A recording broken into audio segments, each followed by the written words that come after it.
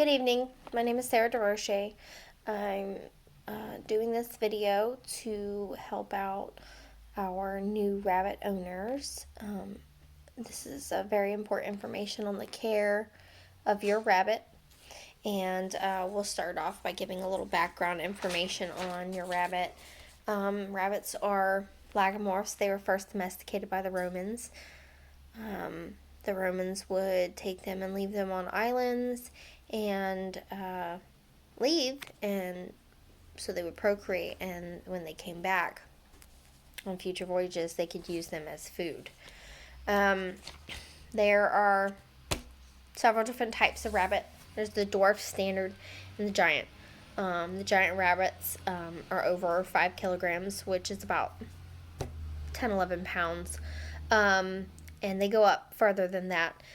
There are coat textures, Rex, satin, and Angora, and there's 2 different types of ear, which is erect, like your normal bunny rabbit that you would see anywhere, and your lops, which those are the floppy ears. There's 61 breeds, 531 varieties. They are divided up into fur breeds and meat breeds. The giant breeds, like the French Lop and the Flemish and the giant Papillon, those are what they refer to as meat breeds. They have the fancy breeds, which are the dwarfs, which is the itty bitty rabbits, and the Belgian hare and the Lop. The fur breeds are the Rex, the Angora, and the Satins, and those are all names based upon their coat texture. Really important. Rabbits are a prey species. They are very popular pets, but we advise you not to house your rabbits with predator species such as dogs and cats. The rabbit will be in a constant state of fear, and they have a response that we call fright or flight.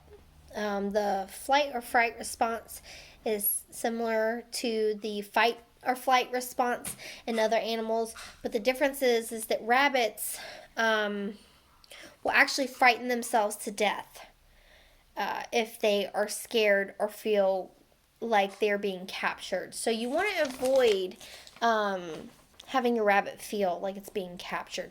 You always want to be very calm when you approach your rabbit. Talk to your rabbit, touch your rabbit softly. Don't make any real sudden movements with your rabbit. And another thing that's really important is the handling of your rabbit. Okay, so rabbits have a high muscle to bone ratio.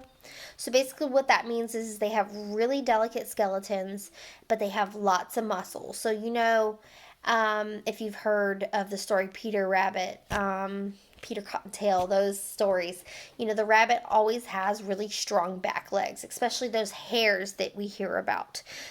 So even though the domesticated rabbit isn't quite as strong as the hare, it is so easy for your rabbit to kick and cause a spinal injury. And most of the time, those spinal injuries end in euthanasia.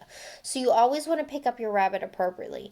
When you're taking your rabbit out of the kennel, you want to cradle the rabbit's feet on the bottom and the back of their neck where their scruff is. A lot of times a rabbit will tuck their head into the crook of your arm when you're holding them, and that's okay because they're like, oh, if they don't see me, it's all okay. Then nothing's going to get them. So that is because they are that prey species.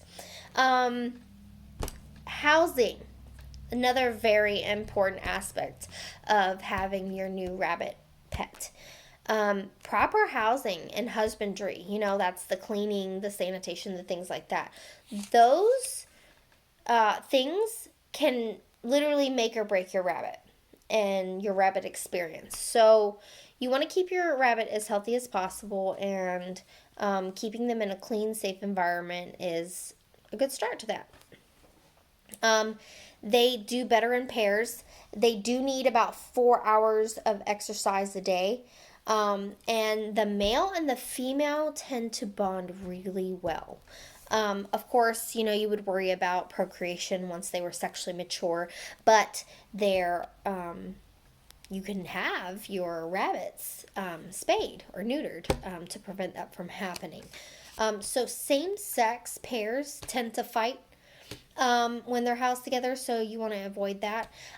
They do really well in like little arenas with multiple rabbits. So if you want more than two rabbits, go for it. They do really well together. You just have to be aware of more cleaning, more food, things like that. So now their diet. Their diet is another huge part of the care of your rabbit. And when you maintain a good diet for your rabbit, like with housing them, it will really, improve the health of your rabbit overall. It is very important to prevent many common diseases of the GI tract. Roughage is important for dental health. Rabbits are prone to malocclusion, which is basically their teeth are constantly growing their entire life. They're what we call hypsodontic. And they need that roughage in their diet to wear down those teeth so they don't have those malocclusion issues. They should have fiber. It's very important for GI tract motility, and an unlimited hay source like Timothy or orchard grass. Rabbits are hindgut fermenters. A lot of people don't realize when they get a rabbit that they digest their food different from your dog or cat. They have what they call day feces. It's hard. It's the pellets, like you see if you've obviously seen your rabbit defecate. It's hard, dry, insoluble fiber pellets. And then at night, they have what they call night feces, which are cecotropes. Now, those feces are eaten directly from your rabbit's anus, and this is necessary. So I wouldn't suggest kissing your rabbit anytime soon, but it is very necessary for the health of your rabbit. They soak back up nutrients that were not used before, as far as for their day feces. So the cecotropes are that nutrient filled the fibers and everything that they need.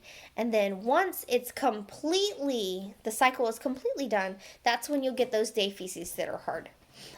Grazing material should be about 50%. Pellets, the commercial variety that you would buy at your pet stores, that's about 15% of their diet, and fresh veggies should be about 30. Treats you should keep to a minimum 5 to 10% of their diet, and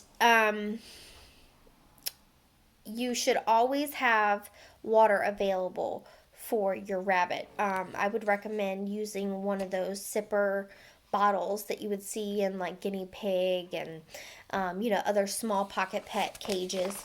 They do really well with those.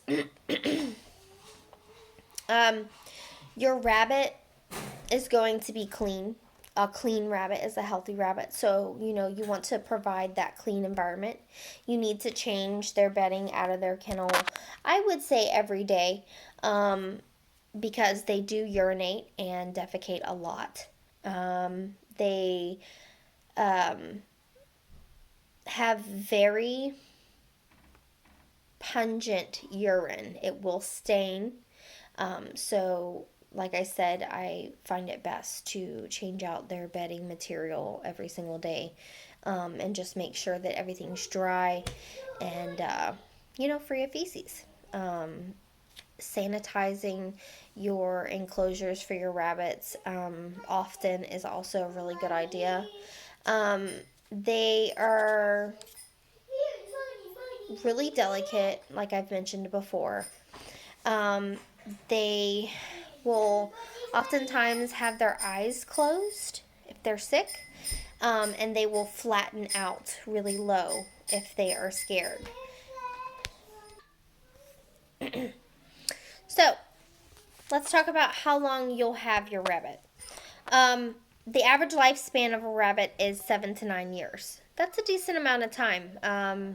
It's a little on the low end compared to your dogs or your cats, but it's definitely a commitment to something for that long, to an animal for that long. So when you get these rabbits, you really want to make sure that you know everything that it entails to own this rabbit. What else do we need to talk about?